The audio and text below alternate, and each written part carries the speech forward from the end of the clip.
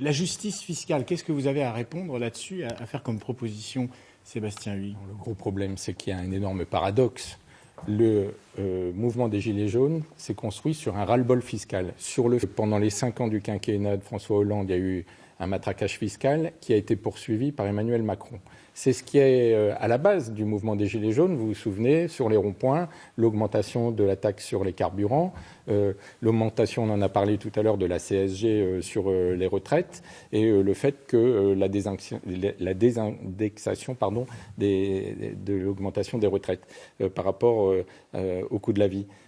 Et donc, c'est ce mouvement de ras-le-bol fiscal qui a allumé la mèche.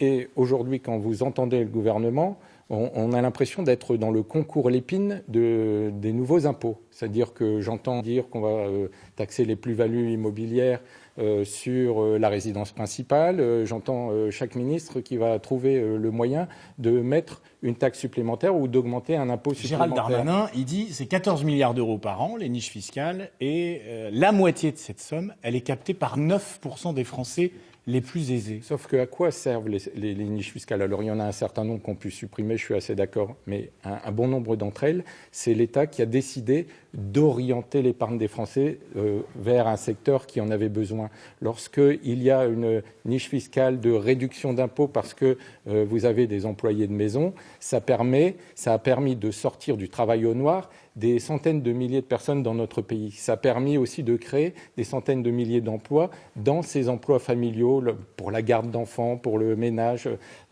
et pour le jardinage, un certain nombre d'emplois très importants dans des domaines divers et variés. Si vous le supprimez, c'est tous ces emplois qui vont retourner soit dans l'emploi au noir, soit des emplois qui vont disparaître. Donc on ne peut pas comme ça renverser d'un revers de la main l'ensemble de ces avantages fiscaux. Le gros problème aujourd'hui, c'est qu'à chaque fois qu'on a besoin d'argent, on essaye de trouver une taxe au lieu de regarder comment réduire les dépenses de l'État. Les dépenses de l'État continuent à galoper.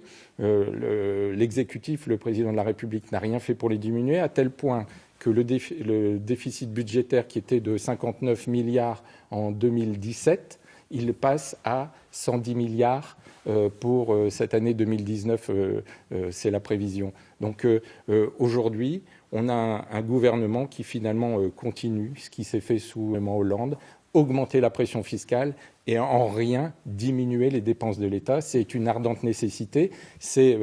On a la plus grosse pression fiscale dans l'ensemble de l'Europe, en France. Et donc aujourd'hui, rien n'est fait pour baisser cette pression fiscale qui est, je le rappelle, à l'origine du mouvement des Gilets jaunes.